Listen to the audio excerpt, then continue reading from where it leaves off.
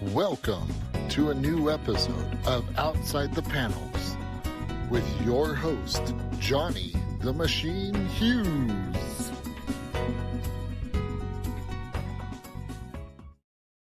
On to an episode of Outside the Panels. No, this is not an old episode. Yes, I am wearing a Dolphins jersey. Yes, the season has not kicked off for another, 6 months or something. What can I do? Gotta love your football. This time around, you know how much I love bringing you new talent, new books, new ideas. Today, not one, but two, with the fantastic Rich Duree and Char R. Odom. Chad, Rick, how's it going? Hey, man, good talking to you. Thanks for having us on. It's a great time. And I actually watched the Dolphins play the Chiefs back in the 90s. I was down in Miami, so I'm a fan. Hey, go on. That'll be Marino versus Montana, was it? You got it. Montana was actually my favorite on that, but Marino, he was classic. Yeah, I love Dan Marino. I love OJ McDuffie more, but what can I say? I like those third down receiver plucky guys that kind of, make the grade. You need 12 yards, he'll get you 13. Yeah. Now with the XFL, though, what do you think? We're Battlehawks fans in St. Louis. Well, over here, there's not a lot of coverage for the XFL. I've got to be honest.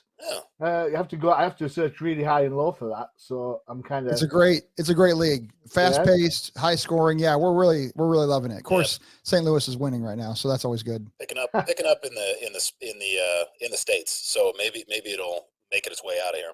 Yeah, should do. I mean, there's a huge American football base over here. We have 3 NFL games a year now, part of the regular season. So London is the Jackson Jaguars' second home, apparently. Right. So yeah, I've got a buddy of mine who's shortly moving from the UK to the States. He said the same thing. He's really gotten into American football. So yeah, awesome. So, I'm a Finns fan since around 84, 85. So the whole Marino era and onwards. So there we go. Anyway, enough football. We can't be talking about sports. We're here for sports. We're nerds. We don't deal with jocks. I'm here for the wrong reason. It's time to go. No, just soccer. What's that? Soccer's coming on. Soccer's coming on strong. They've really blown up as the world sport for the last, say, about 15 years. It's now the world sport, really. Yeah. And I'm a baseball fan 100%, but soccer is pretty great. Well, I think a lot of colleges and high schools in the States like soccer because it's cheap to run. You don't need all the helmets and the pads and all that sort of stuff. Right. It's just a round ball and run till you can kick it in the little goalie thing. I prefer NFL over soccer, much to my friends' dismay, but hey ho. All right, excellent. We're here to talk about comic books, and you guys have got a range of books coming out between you. So before we get to the books, how is it you two are on this pod together? How did you guys meet, and how did you kind of put yourselves together in this double act? Yeah, so Rick and I have actually been buddies for 15, 20 years, ballpark. Yeah, probably at least that. Yeah, right. Yeah, so closing in on 2 decades, and we've always been able to sit around and just talk nerd stuff and comic books and movies and that kind of thing. And I got into writing and publishing back in about 2010. Mm-hmm. And so he's always been a huge advocate for me and reading my stuff and giving me feedback and having fun. And then he got into it here a little bit more recently on the publishing side. So we've been sounding boards for each other. It's been a lot of fun. Cool. Yeah, you have to receive the call when you're ready. Whenever it comes to you, you hear it, then you go with it. That's true. Yeah. And if you, is in your head. I wasn't even into comics until I was 30 years old. When I turned 30, I said, listen, there's something out there. People keep talking about it. I better read at least a little bit. So I looked up what was the best storylines. I didn't care if it was Marvel. I didn't care if it was DC or if it was, whatever it was. Like Dark Horse, didn't matter to me. I wanted to be able to read the best story. So I went online. What did you read? What was the best story then? Okay, So I'll give the secret to your audience. The best comic story ever. Right here. This is the answer. My opinion. Now there's different categories, but as a one-off graphic novel, just a one-off graphic novel, Planet Hulk is the best. You have character changes with the Hulk. You have sadness of killing your friends and characters dying, and you have love, and you have betrayal, and it's long too. It's like 11 comics in one book. It's very good series. Planet Hulk. Oh yeah, Planet. That's the best ever. I just gave it to your audience. Now you have it. Yeah. Planet Hulk. Then you've got Dark Knight Returns, you've got Year One, you've got Watchmen, you've got Miracle Man, you've got Claremont's X-Men, and you come up with Hulk Smash. If I were to say, then let me remember rebuttal. I'm gonna try to reclaim myself here. Okay, I'm reclaiming. If I were to rebut, I would say let's take a 10-year span of a comic. Okay, 10-year span. That's not one graphic novel, but a 10-year span. I'm going to say Jeff Johns' run, 2002 to 2011 or so, Green Lantern. If you picked up any comic, not a graphic novel, but any comic, any one-off issue of the Green Lantern Corps or Green Lantern or Sinestro or, any of the different emotional spectrum, you're going to have a good time in those books. Yeah, that's a great art, great story. So I would say it's the best 10-year single run of a book. Of course, this is a good thing about being a comic book fan is there are 57 varieties. You don't have to like all the same thing. I agree. Planet Hulk for a Hulk story, it is pretty damn good. You've got a lot of stuff going on there. Of course, it was adapted loosely for Ragnarok. Oh, no, that was not adapted. I will not accept it. I will not accept it was not adapted. It's fact. Chad, what was your inspiration then? If we got Hulk Smash next to you. Oh man! See, I was an '80s, '90s kid. I was raised on comic books, so from the time I was reading, that's what I was reading. I started out as a massive Superman fan, more when he went on the sober, darker side, and not the Christopher Reeve version. Yeah. Picked up Batman from that point. Nightfall with Bane and John Paul Valley and that series where you have Batman versus Batman was one of my favorites. Mm-hmm. Made my way over to some Marvel with like Executioner Song and that series. But I think what really got me going was when Todd McFarlane left Spider-Man and started doing Image and created Spawn. Yeah. And Spawn was really my jam for years. It still is popular. Yeah, Spawn is still. Really? I actually just rewatched the HBO animated series a couple of weeks ago.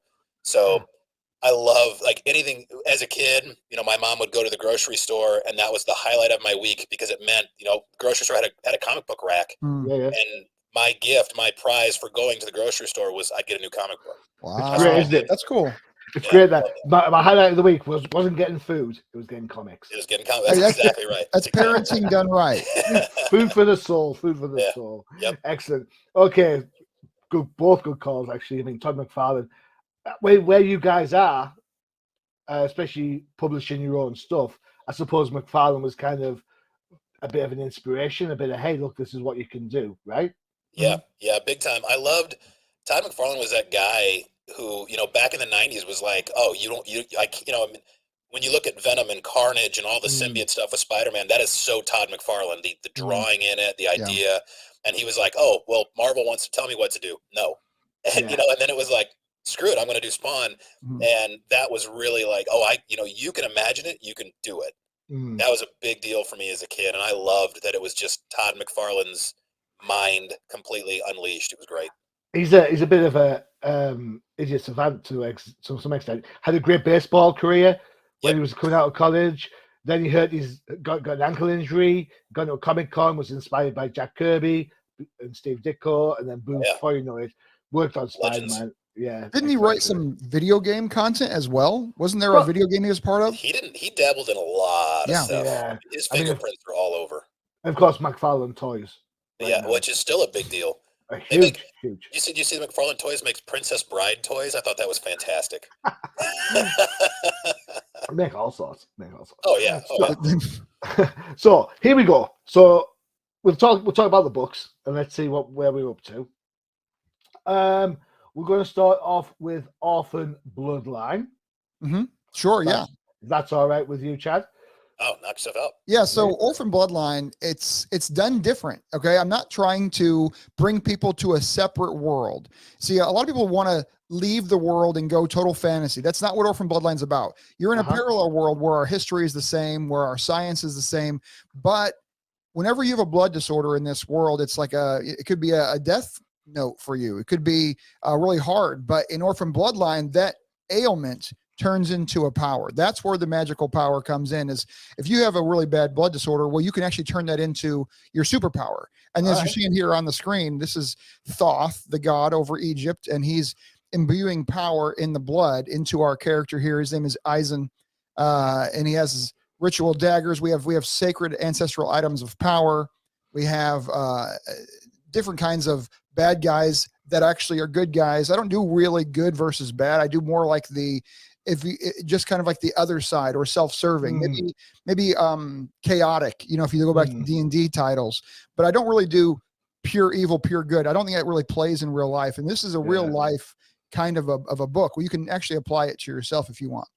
Well, a couple of questions then. So, Chad, feel free to jump in on this as well, because it's kind of like a generic type of question.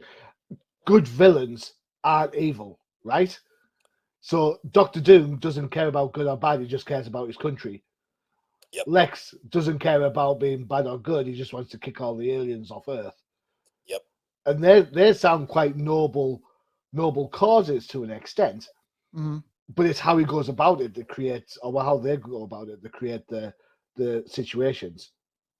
Well, yeah, if you go, let me throw a wrench in what you're saying. I mean, you're not wrong for sure, but let's throw a wrench. Sinestro, right? He can be Green Lantern, he can be Yellow Lantern, he can be a murderer, he can help people, but he's bad.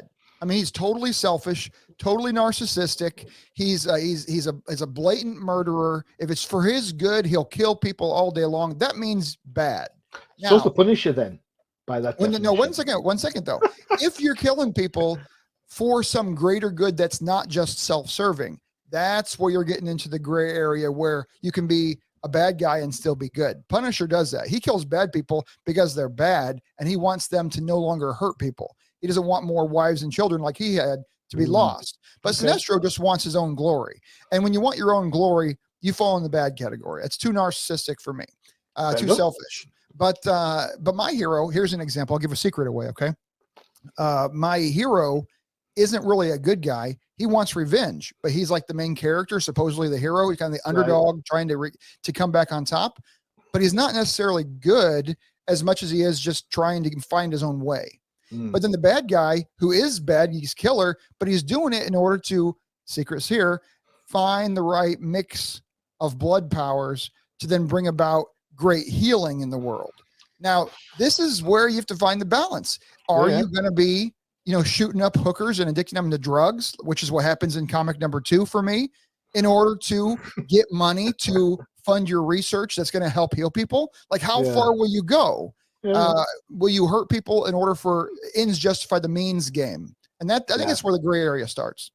Cool. I used to do little writing conferences, and one of the ones when I get into older high school age kids and college age kids, and they were thinking about writing, we talk about writing a good villain. And my initial question would be, okay, let me ask a question. If we go back in history to the Nazis in concentration camps and all the horrors that happened there. He went there. He did that. What if in all their experiments they cured cancer? And I just let it hang, and I just let him think about it, because then, it just gets your mind spinning on a good villain is always relatable in some way. A good villain always has something that, you made this big sacrifice or did this horrible thing, but and sort of that play just to make you think. So I don't justify any bad things, but it makes for more compelling writing, more compelling stories when you can do that. I'm a big fan. I'm a big fan of the movie A Few Good Men. The Tom Cruise, Jack Nicholson thing. Yeah. It's dated now, but it's written by Aaron Sorkin, who I absolutely love on The West Wing. And the Colonel Jessup character, the Jack Nicholson character. Yeah. He's on that screen for something like 21 minutes. That's it. But the whole movie is about him. Mm-hmm. He owns it. That's a good villain. Yep. Yeah. So when Darkseid was introduced, he was introduced in a whole graphic novel. It was long, and all you saw was his shadow for comic after comic. You didn't even really see the guy. And then it's now seen as one of the best graphic novels of all time. Of course, Planet Hulk, obviously, but the Darkseid Saga versus Planet Hulk. Viewers, take it away. Let's have your votes on it. Yeah, well, the villain aspect you mentioned, I was just watching X-Files, and those people who are X-Files fans, applaud you. X-Files should still be on TV today. We should be rewatching. I love that show. But they had a mad scientist back from the Nazis who came, and he was part of the secret society that, Mulder was trying to uncover. And he actually had discovered some great science that he used with against the aliens in X-Files. If you watch it closely in the 3rd or 4th season, you'll see that episode. And it kind of brings up the question you're saying. Now, I think there's a line where you have to say, I don't care what kind of goods you bring out of it, it's still evil. Yeah. There's a line there. Now, do you justify your actions? Say, okay, I can kill 10 people, but as long as I save 1 million, is there a number? What is that? What is that trolley that's going off the rails? If you can save 4 people, but you get to kill one of them has to die, and do you do it? There's a ratio people go through in their head. And I think that actually, sadly, is true. We have to really look at that. And I don't think that any cancer curing could probably overcome the concentration camp scenario. If you're going by numbers, it works out pretty quickly. But I think maybe there's a number. I think there's a number there. This is absolutely. I didn't expect to get into this conversation tonight, but who decides that number? Generally speaking, it's society, right? The villain decides. Society determines Absolutely. what we will accept as your collateral interest. So. Hey, we're talking about comic books. Let's get back to talking about the Dolphins. Tua Tagovailoa, is he good? Yes, he is. All right. Okay. Chad. Yeah. Your book. Yeah. Mine is actually based on it's. There's a backstory to it that isn't massively addressed in the book itself, but there's a civilization that existed hundreds of thousands of years ago, super advanced, almost utopia-like. Long life, things along those lines. And from that civilization, you get a villain who brings it up and realizes all the corruption and power and that kind of thing. And so essentially he works to bring it down. And this galactic war breaks out. All of these things happen, and the Archide Empire realizes they're about to collapse. But they realize who he is and what he's capable of. And if they fold, then suffering and all all of those things happen. So they make the choice and actually detonate a weapon that essentially wipes out their entire empire. The idea being, we're going to be gone, but so is the villain. But before they do that, they launch into space. They've got a planet that they engineered on the opposite side of the universe. They launch a group of clones to this place that are sort of Adam and Eve. They have no concept of where they were. They're programmed with very basic survival instinct, and their job is to just start life over again. And so now you fast forward a long time, and you've got a civilization very similar to ours. It's technologically advanced. There's militaries. There's world powers, and you find that the villain has returned. He survived, and he's there, and he's trying to reclaim and sort of rebuild his status from this place. And now you've got a bunch of people that they can't possibly take on what he is. They just they're not capable. And how do you survive that? How do you defeat something like that that's had thousands upon thousands of years to perfect his craft? And that's the basis. So is the civilization that falls, the Archide civilization, is this a metaphor for us? Because every time I turn on the news, somebody's telling me that fossil fuels are going to go, the Earth's on the turning point. It's a tipping point. Sooner or later, we're going to go to the point where we can't reclaim the planet. So is this kind of like some sort of metaphor to say, look, we need to do something? Yeah, so ironically, inspiration came from 2 places. I love, my 2 favorite points of study are history and religion. I love those 2 things. And when I looked at it, like, how did we go from Rome, which had all of these amazing technological advances, to the Dark Ages, right? Like, what happened there? What collapse was that like? How do we go backwards in time? That seems the way it shouldn't work. So yeah, there is sort of that political, too much power, too much stretch. But then in religion, you have a scenario where they always talk about, the war in heaven and all of these things. And it's that paradise lost concept. Is it ever good? Is it ever perfect? Is it ever there, or is there always that chance that one little thing can put that crack in the foundation and it all falls apart? So it's really 2 basis things. That's deep. It is. It's interesting because I hear this discussion quite a lot when people talk about Star Wars. Because people hate these, but the prequels, like what's that, Phantom clones and and Revenge of Sith. the Sith. Yeah, Yeah. yeah. Those are like the society is at its highest point. Yep. Right. Fast forward to A New Hope, and technologies. It's like a lived-in universe. Everything's dirty. There's no Yeah. new ships, Mm. and that's the kind of sort of metaphor you're talking about. The fact you've gone from Well, this that's true. great society, and then you've gone now. You've crashed back down to this sort of like not cave level, but minus the minus the civilization, just eking out a living Right. Mhm. before you can build back up to where you want to be. Yep. So, And there's a lot of that. When you centralize power, there's mhm. always one side that lives very handsomely, and everybody else lives without anything.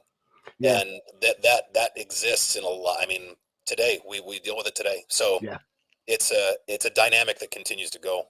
I never actually internalized that in Star Wars it goes from basically first world to third world from episode 3 to 4. Yep. And maybe it's the part of the galaxy they're showing. If they'd done the casino scene then, we'd be okay, Yeah. right? Because Yeah. everybody be making money. I'm just kidding. I hate the casino. I hate the casino scene. Okay. Oh, you hit the cantina. Hey, the casino. No. He's talking Canto Bight in Right. Last Jedi. Right, Yeah. okay. Oh, I can't stand Fair it. enough. But the world in Star Wars is so big. There's always going to be a heyday somewhere. But I do get, Yeah. I get what you're saying now. I never had seen it that way, but maybe it's a good example of when you have that centralized power fall, there will be a time of lull where you have to then rebuild. Yep, absolutely. And I guess in Star Wars, that is on a planet remote when you're drinking off of of an alien. That's what Luke Skywalker found was the way to come back. That brings up a whole question in my head. I mean, my father-in-law is a farmer, right? He has beasts, he has sheep, and I was there last week and I was doing some stuff for him, and I was looking at this cow and I thought to myself, who in their right mind, way back when, in the Middle Ages, thought to myself, I'm going to suck on that and see what happens. I can name 3 or 4 people. You know what's really funny? Think about anything like who figured that out? Who looked at that and said that'll work? Yeah. And, And how crazy did you look when you were first doing it? Yeah. It's like kids are like, Mom, what's that man doing to that animal? Oh man.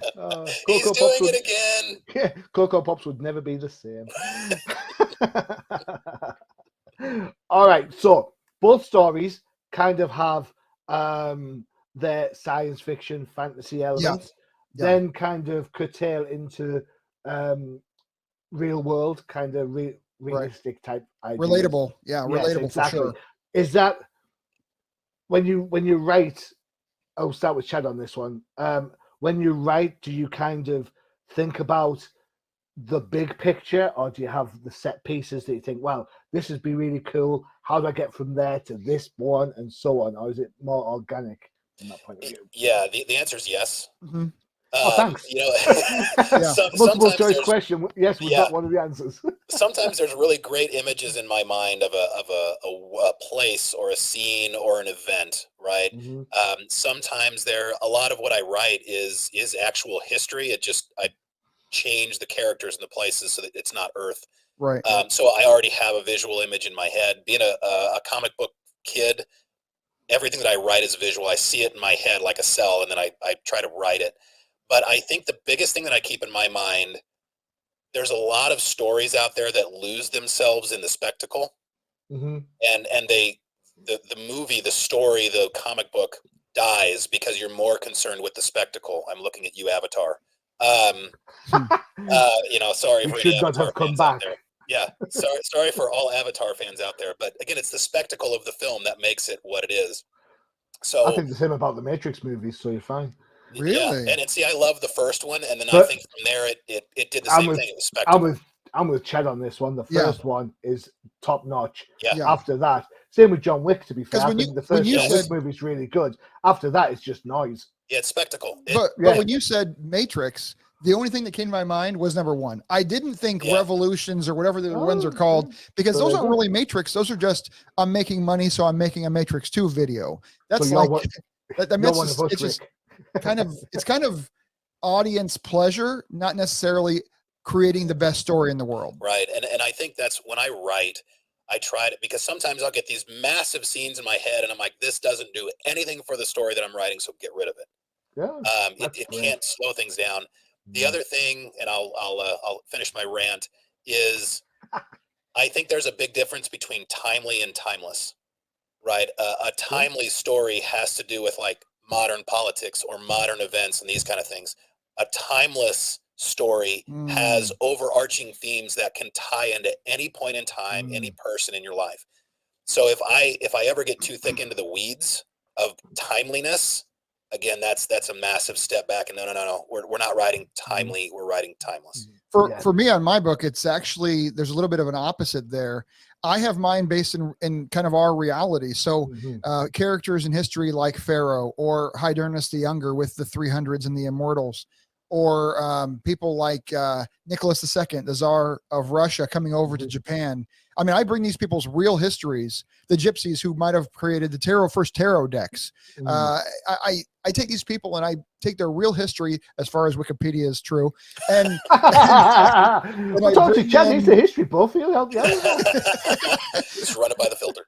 So I take these people's histories, and where there's gaps, I fill it with fantasy. But I don't try to stray too far into a totally different world. I don't rename them or anything. They're the people that they are. But I give you the fantasy where you don't know where the truth ends and where my conspiracy enters. That's true. That's how I do it. And to not know that, it gets people really on edge, which I like. I like getting people to have questions and to feedback and say, well, what was he meaning by that? And what is that secret Easter egg in the book? Lots of Easter eggs in Orphan Bloodline. Lots and lots. Excellent. We'll take a quick break before we look more into the books and check out your websites for even more information. I'm sorry, I don't have an advert about Planet Hulk. I'm really sorry. I'm sorry. The closest I can get is this. It's a No Price podcast.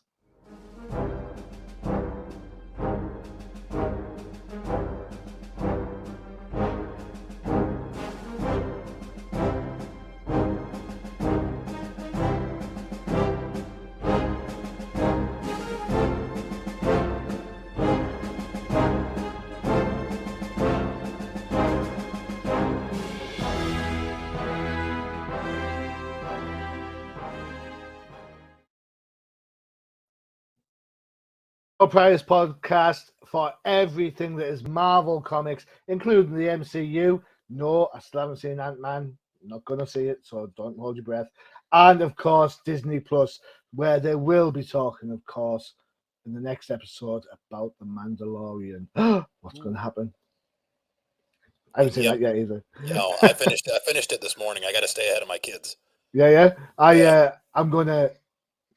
My wife's not feeling very well tonight. She's feeling quite tired, so I'm going to be the loving husband by saying, "Sugar Plum, off you go to bed." Sugar Plum. Off you call your girl Sugar Plum? That's good. Go to bed, and as soon as she goes to bed, the Mandalorian's on. Yep. We were just talking about this. There are some things that you want to keep watching because it's good and you have a nostalgia for it, and some things that you don't. I will keep watching Kenobi. I will keep watching Mandalorian, but I won't go back to Wheel of Time. I'm a huge Wheel of Time fan. I read the whole books, the thousands and thousands and thousands of pages multiple times. And then I saw the TV show and I it's not the same for me. So some shows I will be a fan of, even if it's not 100% great. I think Mandalorian season 1 was awesome. Season 3 was but I'm going to keep watching it. Some things I won't, like the Wheel of Time. I'm not going to keep watching that.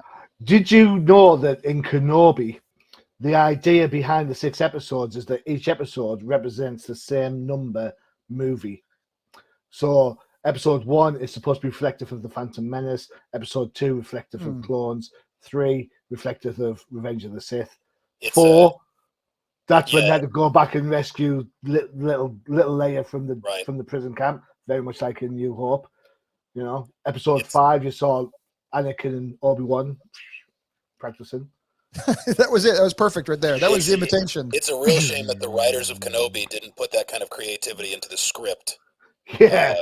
But you know, I liked seeing Kenobi both weak and strong. I thought it was a cool take. I didn't think it went against the lore. So much Star Wars stuff goes against the lore, and you have to reimagine what it is. But I thought that Kenobi was fine in it. And an example, another example on that is Powers of X that came out recently with Taggart having these new powers. Right. All right. The X book. Right. Okay. Yeah. Recently. Man, it's been like 4 nobody years. knew that Taggart was a mutant, but she is. And she kept it secret all these years. The only exposure I ever had with her was in the 90s in the cartoon, right? That's when I saw her in one episode up there in Scotland, I think. I'm with you, Johnny. It was a side story with 30s, Xavier's girlfriend. Yeah, I came into comics in the 30s, right? So, but 30s, right? His 30s. Not 1930s. I would have read them I know all my by hair's now. grey, but come on, give me some credit. Right, so Maureen McTaggart was a huge character by the Claremont X-Men from pretty much Giant Size X-Men 1 moving forward. She was on Muir Island, which is in Scotland. Yep. Her son Proteus was a mind-shaping, reality-creating mutant of massive powerness. Yeah, she hung out with Banshee for a while. Banshee was okay. It was some X-Men. This is going to bring you back to my book here a second, okay? Some X-Men powers are so obvious. It's so evident. They draw them. Iceman, he does ice. Surprise, right? Yeah, but and that's so in the 60s.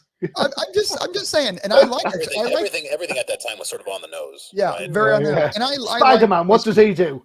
The Punisher. He punishes. Right. No, I like Iceman a lot. I'm using him as an example, but you know what he is, you know? Yeah. And the thing about modern comics, I think, is that we're getting more and more into you don't know what their powers are. You don't know what their secrets are. They're to be discovered. And McTaggart is that way in Powers of X. In my book, Orphan Bloodline, my characters are that way. Some people have powers that you don't know what they are until like issue like 9, 10. And I haven't even published those. We're only on number 3 and 4 right now. But I mean, you're going to learn more of these characters over time. And I think that's the new way of writing. It's Very not throwing out, I'm Iceman, I do ice, here I am, I'm saving a bank. It's now more subtle, and it's not always hero villain. It's more in the gray area, like we were talking about earlier. So just talk about Orphan Black for 2 seconds. God, you raised up 2 questions there. Orphan Black. No, I tell you what, I can't go there. I've got to go do the first one. So the storytelling method, again, for both of you, feel free to jump in on this one.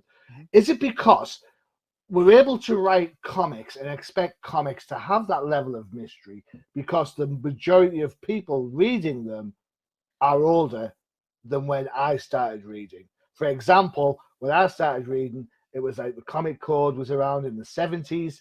Yes, I'm that old. And there was no middle grade books, for example. It was either there was one Batman book and one detective book. There was nothing in between. You either liked it or you got scared pantsless.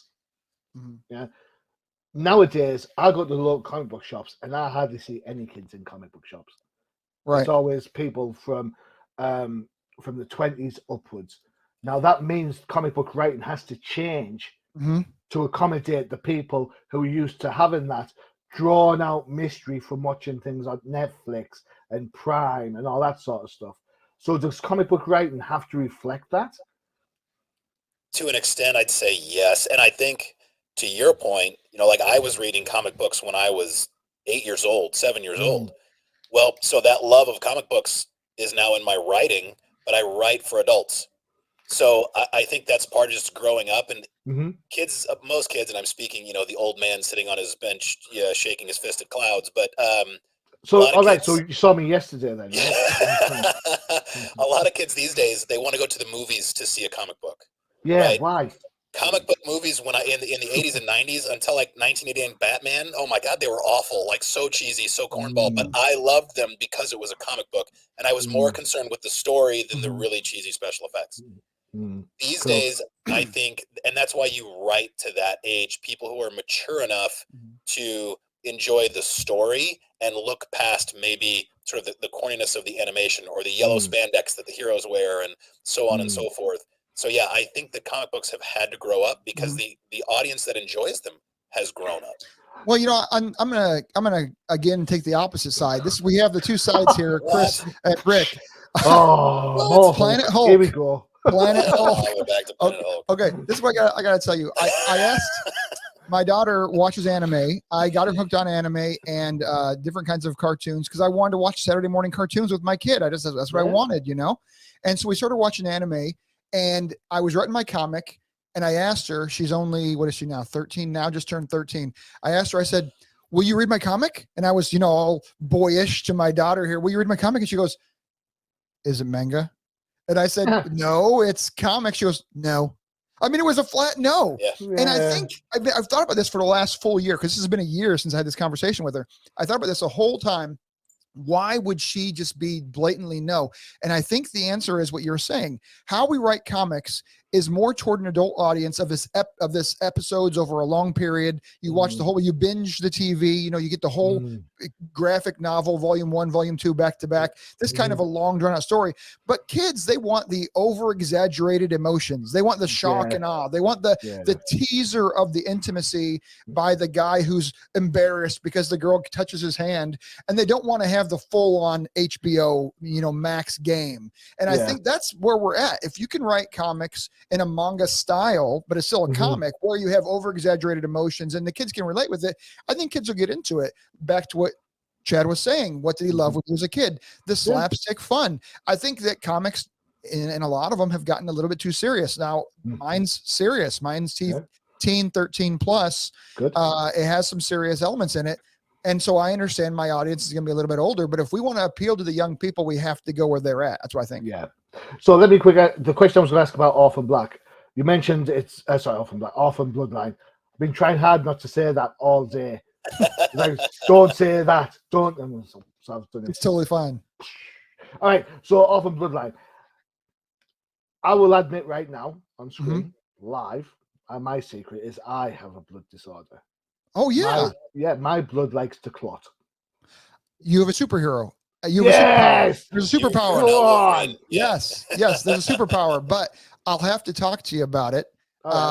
It's very deep. See, what I've done is I've gone through Wikipedia and searched all through the internet, and I found a whole slew of blood disorders, and I used real science and real medicine and real technology to formulate how we can slightly alter these blood disorders to make them still scientifically true, but now they're a power for you to use. So the source book would be your game. If you were to get the Orphan Bloodline source book, which you can get a PDF right now on my website, printing is coming.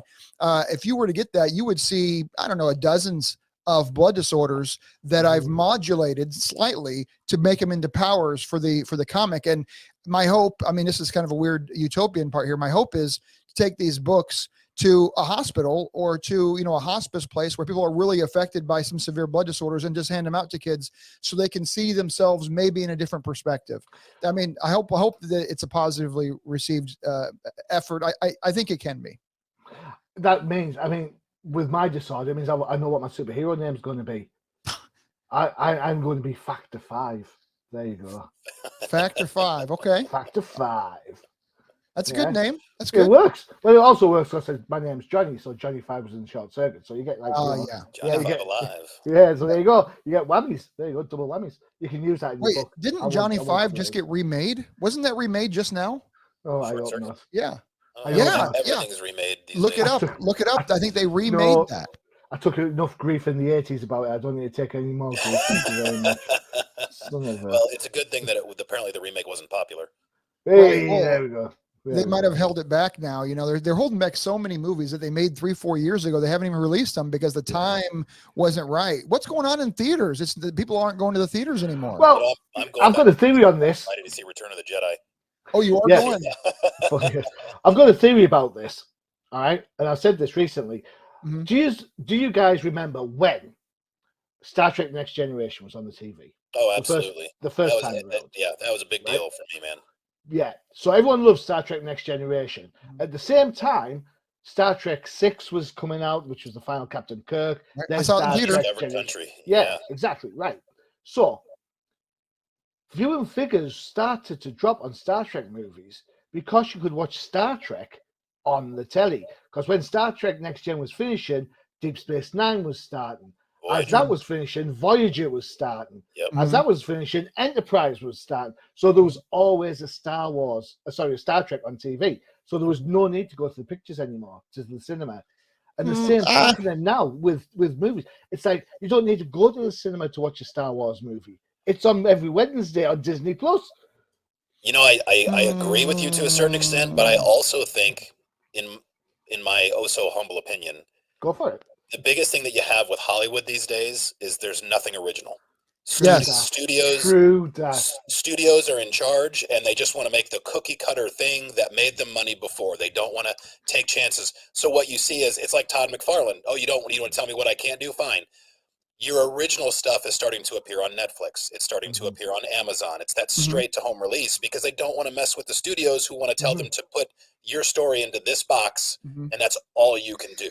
On Netflix, you can get these foreign films. They're dubbed into English, but they're amazing stories. This is some good stuff. I mean, I'm watching Polish. I'm watching stuff out of Northern Italy. I'm still having a hard time getting into the Chinese dubbed stuff, but the stuff that is real horror, thriller, fantasy that you're getting out of, like the show Dark, for instance, very popular. Squid Games. There you go. That's a good example. Yeah. I would say we've digressed a little bit, but I think that there's a Marvel movies are super popular and they make a ton of money. Of course they do. But I also agree with Chad in that I think Marvel movies are plug and play, in that you can take one character out. Hey, look at me, I'm a funny character, and put the other one. Hey, I'm a character that cracks jokes, and switch them around, and nobody would notice. No one would care. Whereas, at least with DC's movies, wrongly or rightly, they do try different things. Birds of Prey is different to Joker, which is different to Batman versus Superman, which is different from. Now, I'm not saying that makes them better movies. I'm not saying that at all. But at least they're trying different things. Whereas Marvel, it's the same thing over and over, that regurgitation. And that's why I think cinemas are suffering from superhero fatigue. Yes, totally. If it's 10 years ago, maybe even 5 years ago, a superhero movie comes out, whether it's Marvel, DC, or an independent thing, I am there first in line with my popcorn and my hot dog. Now, I only saw Wakanda Forgettable about a month ago. It's forgettable. Yeah, right? Wakanda Forever had so many problems, but and I don't do this often, I'm going to stand up for Marvel. I don't do it often. I'm going to stand up for Marvel. Because you got a Hulk fetish, that's why. I can't wait for this one, the DC and music. Yeah, here we go. He's going to talk about She-Hulk in a minute. Oh, my God. Guardians of the Galaxy #1 was new. That was a new way to do it. But it was lightning in a bottle. No, that's true. That's true. And you can't make 2, 3, 4, 5, 6, and 7. That's all just redo. And this is what Marvel does: is it does redo these things. But I give it to them. 10 years ago, they were still on the cutting edge of some of this TV movie releases. Since then, they've just gone terrible. But yeah, Johnny, I got to ask you a question, because this is one of my big ones. What's your feeling on Snyderverse? So I have an issue with everyone saying release the Snyder cut, and then you get like the great big movie, because in my head, that's not the Snyder cut. That's the Snyder cut with extra bits put it on, added on. So really, that's just as not the original viewing of the movie as the Joss Whedon version. Right. So the original, we still haven't seen the original cut of the movie. So then all the people who were like, "Yay, we won!" It's like, no, you haven't, you morons. All you've just done is you've got a totally different movie that's not the original. And you can say, well, it was going to be. I don't care about what it was going to be. If you tell me there's an original cut, I want to see the original cut. You know, I think... I don't mind. I mean, the characters like Batman, Superman, Wonder Woman, they've been around for so long. They are open to different interpretations. Yeah. So I think the Keaton version works. I think the Bale version works. Absolutely. My favorite. Yes. I will even say, and I get derided for this. Don't do it. Don't do it. I'm stopping you. No, I'm going to say I want to hear it. The George Clooney Batman movie is better than The Dark Knight Rises. Because The Dark Knight Rises... I'm not a Dark Knight Rises fan. I'm not a Rises fan. It's what you guys were saying. It's all about the spectacle. There's things happening in that movie that make no sense. Yes. Like So he climbs out of the pit and then he gets into Gotham. How? He's got no money. No. Yeah. Why did he break his back when he has to wear a knee brace? Just take Yes. the knee brace off. Yes. The length of that movie, the shutting down the harbors as if that was how you shut the police out or something. I mean, there were a lot of really unbelievable things. They didn't do Talia well. The voice, I know people love the voice of Bane, but I thought the voice was distracting. Yeah, I did not think Rises was that good. I loved Batman Begins. I think it's my I love favorite. Batman Begins. That's my favorite one. Batman Begins is the best Batman movie that's ever been made. Yeah, agreed. It's right there. So for me, Rises works better if you stop the movie when you throw him in the pit. Yeah. End of, like, The Empire Strikes Back. Han Solo's been captured. Everything's gone to hell in a handbasket. I was going to say something else there. All right, stop the movie there, and then bring back part 2, and it opens up with a Gotham under siege. That way, we don't have to see all the boring football field getting blown up and all that sort of stuff. You know, it's interesting. I don't think, like, I was watching Empire Strikes Back not long ago, and you think about, like, Star Trek II, Wrath of Khan, and, you know, I mean, Spock's dead. They didn't know if they were going to be able to make a third movie. Exactly. Yes. Right. Like, writers back then, Hollywood writers had balls, and it was like, we're gonna end it on cliffhangers. Yeah. And anymore, nobody does it. Yeah. Nobody does it. Cliffhangers don't really exist anymore. Which is a shit. Well, unless it's an episode where I've just got to wait a week, then you can have a cliffhanger. Yeah. But 2 or 3 years between a movie, no freaking way. It's not happening. Harrison Ford was saying he didn't want to do a third Star Wars movie, so you didn't know if Han Solo was coming back. Right, absolutely. Yeah. Harrison Ford wanted him to be dead. Well, good thing he came back for number 7. He did a great job dying off that bridge. Let's not talk prequel. We don't have time. We gotta go. Right. Ended on Han Solo. Yeah. We've seen Rick's website. Let me bring up Chad so we can play equals where we're at. Yeah, I like that. Yeah. I don't play fair, but I like that you do. Oh, I'm nice like that. I'm nice. Where's it at? I've lost it. There it is. Boom. Ooh, that looks good. She is, yeah. Yeah. It's there's a lot going on there. Check out the websites for both guys. There's a ton of information on there. I've got the links coming up. Where are they? There they are. There you go. So you've got orphanbloodline.com, and then you've got odom.com. Great on there. You can check that out anytime you so wish. Of course, if you want to keep up to date with everything that the guys are doing, as always, the social media. Something else that works great with us is you can just contact us on social. Just reach out to us on Facebook. I love that authors are reachable. So I promised that when I would do a series, I'd be reachable. So anybody out there that wants, a heads up on what to do, or maybe if they're doing a comic book, they want to find some artists or some publishers in other countries that will not be named, get a hold of me. I will totally help you. I will so do that. I've been working on something for ages. Yeah, so that's cool. Great. And of course, where we're at, there is the Facebook page. Have a look at that, and the Twitter there. Get in contact. I'm going to add the guys to my Twitter in short time for sure. Yeah. Gentlemen, Perfect. it's been an absolute blast. Yeah. Yes, absolutely. Time has absolutely got away with me, and I just normally happen. I've been so enjoyed this. This has been brilliant. I think that made so much. This hour of my life in a while. Yeah. That was great. We could have gone for another hour easy. Pretty easy. Definitely. So, Rick, Chad, thank you so much. Appreciate guys. You're more than welcome. You are welcome back anytime for sure. Thank Definitely. You. Don't forget to check out the UCPM for all your favorite shows. You saw the advert for it earlier, the No Price podcast. If you like your DC books, you can check out the Definitive Crusade. And if you like things a little bit older, like me, then you can check out the Old Timers Comic Book Show, where the hosts aren't old, but the comics most certainly are. All right. Gentlemen, it's been an absolute blast. Thank you so much. And as for everyone else, I've been your host, Johnny the Machine Hughes. Adios. Visit undercovercapes.com for the latest and greatest podcasts via the Undercover Capes Podcast Network. Also visit our parent company website, comiccrusaders.com, all about comic pop culture.